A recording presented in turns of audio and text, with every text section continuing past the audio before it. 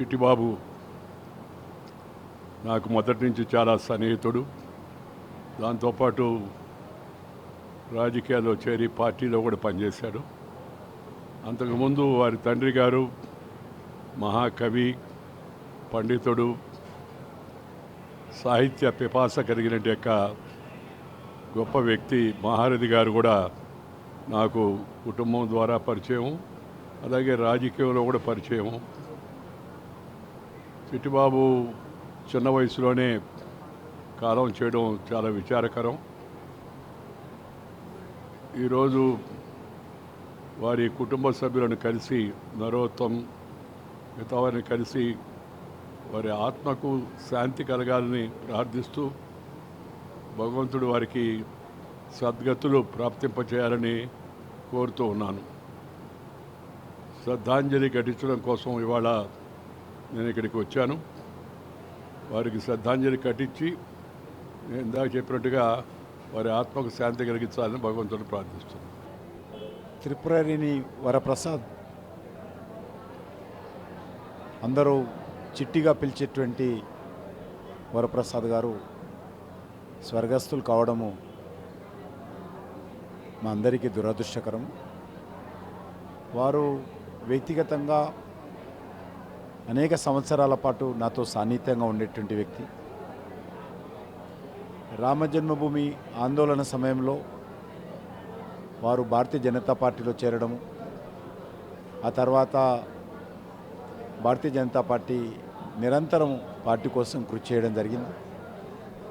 అంతేకాకుండా సినిమాలంటే వారికి అభిమానం. వాళ్ళ కుటుంబం కూడా, వాళ్ళ తండ్రి గారు కూడా అనేకమైనటువంటి అద్భుతమైనటువంటి సినిమాలకు రచన చేసినవి. త్రిపురనేని మహారథి వారు కూడా కొన్ని రోజులు భారతీయ జనతా పార్టీలో చేరడం జరిగింది. జనతా పార్టీ అభ్యర్థిగా కూడా వారు మరి నిజామాబాద్ జిల్లాల నుంచి పోటీ చేశారు. కాబట్టి ఆ రకంగా వరప్రసాద్ గారు, వారి కుటుంబము ఇటు భారతీయ జనతా పార్టీకి మరొక దిక్కు సినిమాల్లో కూడా క్రియాశీలకంగా వివరించిన విషయాన్ని ఈ సందర్భంగా మనవి చేస్తూ ఉన్నాను. వారు ఏదైనా కూడా ముక్కుసూటిగా మాట్లాడేటువంటి వ్యక్తి. ముఖ్యంగా సినిమా రంగంలో ఎవరికి కష్టం వచ్చినా, ఎవరికి ఇబ్బంది వచ్చినా అందరికంటే ముందుండి ఆ సమస్య పైన మాట్లాడి, మరి ఎవరు అవతలి సైడు పెద్ద వ్యక్తి చిన్న వ్యక్తి చూడకుండా పేదవాళ్లకు, సినిమా కార్మికులకు న్యాయం జరగాలని మరి అహర్నిశలు కృషి చేసినటువంటి వ్యక్తి. వారు ఈరోజు మనందరికీ దూరం కావడము నిజంగా దురదృష్టకరము. ప్రత్యేకంగా కుటుంబము, మరి ఈరోజు ఆ కుటుంబం అంతా కూడా అనేక రోజులుగా మరి ఆయన అనారోగ్యం గురవుతున్నప్పుడు చాలా కష్టపడ్డారు. ఆయనను బ్రతికించుకోవాలని అనేక రకాల ఆసుపత్రుల చుట్టూ తిరిగారు. అయినప్పటికీ కూడా మరి భగవంతుడు మరి మన నుంచి దూరం చేసి తీసుకెళ్ళాడు. వారికి నా తరఫున, భారతీయ జనతా పార్టీ తరఫున, ఒక కేంద్ర మంత్రిగా, ఒక మిత్రుడిగా నేను వారికి ప్రగాఢమైనటువంటి సంతాపము వ్యక్తం చేస్తూ ఉన్నాను. ఈ కష్టకాలంలో వాళ్ళ కుటుంబ సభ్యులు కూడా మరి ఈ యొక్క వరప్రసాద్ గారి యొక్క స్వర్గస్థులు కావడం, ఈ కష్టాన్ని నుంచి గట్టెక్కే విధంగా భగవంతుడు వాళ్ళకు శక్తినివ్వాలని భగవంతుని ప్రార్థిస్తున్నాను. మరి సినిమా రంగం కూడా వారు మరి అనేక రకాలుగా సేవలు చేసినటువంటి నేపథ్యంలో వారి గురించి ప్రత్యేకంగా సినిమా ఫీల్డ్ కూడా ఆలోచించి వారికి జ్ఞాపకార్థము ఏదైనా ఒక కార్యక్రమం చేపట్టాలని సినిమా రంగానికి ప్రత్యేకంగా మరి మా అసోసియేషన్ వారు కూడా కోరుతూ సెలవు తీసుకుంటున్నాం. సార్, చిట్టిబాబు గారి గురించి మీ మాటల్లో. త్రిపురనేని వారికి సాంఘిక శృంఖి ఎక్కువ. అందుట్లో మహారాజు గారికి, వారి పుత్రుడు చిట్టిబాబుకి మరీ ఎక్కువ సాంఘిక శృంఖి. సంఘానికి ఏదో ఒకటి చేయాలనేది అటువంటి తపన ఉంటూ ఉండేది.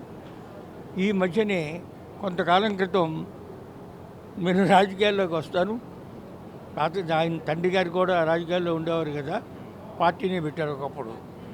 నేను కూడా పార్టీలోకి, అంటే బీజేపీలోకి వద్దామంటే, బాబు అక్కడ ఏ పార్టీ అక్కర్లేదు, మంచి చేయడానికి నువ్వు ఇంటలెక్చువల్గా ఉండి క్రిటిసిజం ఇస్తే చాలు, objective criticism that is more than sufficient. Let us not identified with any party అని చెప్పాను అనమాట అండి. నీకు సింపతి ఉండొచ్చు, కానీ పార్టీలో మాత్రం చేరవద్దు అని చెప్పాను అనమాట. ఎందుకంటే మనకి we must have our intellectual freedom. ఏ తప్పని చెప్పవాలి. అందరూ కూడా పార్టీ గొర్రెల్లాగా తెలిసి ఎలాగూ అనే ఉద్దేశంతో ఎలా ఉంటే మంచిది బాబు అని చెప్తే సరేనండి అని చెప్పారనమాట అండి. సో అది అందరికీ తృప్తిమైన వారు అందరికీ కూడాను ఈ సాంఘిక స్మృతి ఉంది. అందులో ఈ అంశంలో ఈ తరంలో మరీ ఎక్కువ అనమాట అండి. అది అదే చెప్తాం అనుకున్నాను. సరేనా, నమస్తే. అంటే మహారథి గారంటే మా కుటుంబానికి అత్యంత ఆప్తులు. వారు ఎన్టీఆర్ గారు జామాత దశమగ్రహ క్యాసెట్ కూడా ఆ టైంలో తయారు చేయించి దగ్గరుండి చేయించింది మహారథి గారే. ఆయన చాలా పెద్ద రైటరు. మహాభారతం, ఈనాడు టీవీ వాళ్ళకంతా కూడా ఆయనే డైలాగ్స్ మొత్తం కథ రాసి ఇచ్చింది ఆయనే ఆ రోజుల్లో. చాలా గొప్ప రైటరు, మంచి మనిషి, మానవతావాది.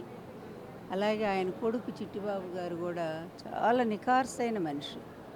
ఎంత సూటిగా ఆయన ఎన్నిసార్లు పాపం ఎంతోమంది చేత పోట్లాట్లు కూడా జరిగినాయి, గొడవలు జరిగినా సరే వెనక్కి తగ్గకుండా నిజాయితీగా మాట్లాడటం అనేది ఆయన పెట్టుకున్నారు. ఎప్పుడు కూడా నన్ను ఎన్టీఆర్ గారిని బాగా సపోర్ట్ చేసేవారు. నన్ను చేయటం అంటే ఒక నిజాయితీని చేయటమే, ఇందులో అబద్ధం ఏమీ లేదు కదా. అంత నిజాయితీపరుడు. బీజేపీలో మంచి లీడర్గా ఉన్నారు. అదేవిధంగా డైరెక్షన్లో కూడా చాలా మంచి మూవీస్ తీశారు, హిట్ మూవీస్ తీశారు. కో డైరెక్టర్గా కృష్ణ గారితో అనేక సినిమాలు తీయటం జరిగింది. బాలకృష్ణతోనూ చాలామందితోనూ అనేక మందిని వారు పరిచయం చేయటం కూడా జరిగింది. డైరెక్టర్ని, యాక్టర్లని, వీళ్ళందరినీ చాలామందిని. అదే ఒక గొప్ప చరిత్ర ఉన్న కుటుంబం ఇది త్రిపురనేని వాళ్ళు. మరి మంచి ఫ్యామిలీ త్రిపురనేని. ఒకప్పుడు జమీందారులు అనుకుంటాను వీళ్ళు. కృష్ణా జిల్లా, అక్కడ చాలా ఆస్తులన్నీ పోగొట్టుకొని ఇక్కడికి వచ్చారు. సరే, ఏదేమైనా సరే వాళ్ళు ఒక నిజాయితీగా నిలబడ్డ వాళ్ళల్లో మరి త్రిపురనేని చిట్టిబాబు గారు కూడా ఒకరు. ఆయన మరి ఇంత తొందరగా ఈ రోజుల్లో 70 ఏళ్ళు అంటే చాలా చిన్న వయసు అనుకోవాలి. ఆయన మరణించడం అనేది ఒక తీరని లోటే. ఏం లేదు, నిజాయితీ లోపిస్తూ ఉంది సమాజంలో రోజు రోజుకి. అలాంటి నిజాయితీ పరులు పోవటం అంటే సమాజం నష్టపోవటమే. ముఖ్యంగా మా కుటుంబానికి అత్యంత ఆప్తులుగా ఉండేటువంటి వారు మరణించడం అనేది చాలా బాధగా అనిపిస్తూ ఉంది.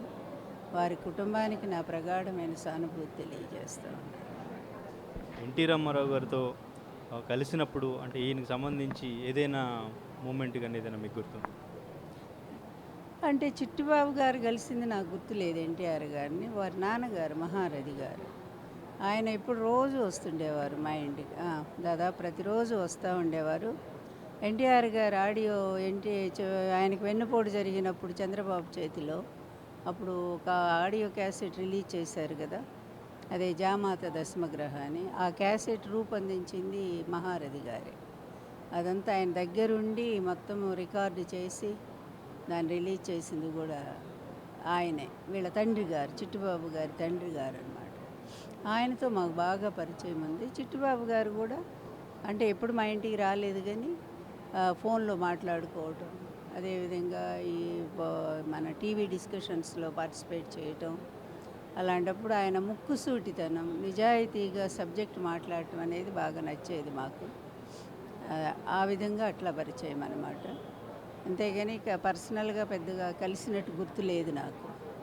అయినా సరే ఒక మంచి మనిషిగా నాకు మనసులో నిలబడిపోయారు. అట్లాగే ఈరోజు వారు లేని లోటు అనేది నిజాయితీకి లోటుగా నేను భావిస్తున్నాను.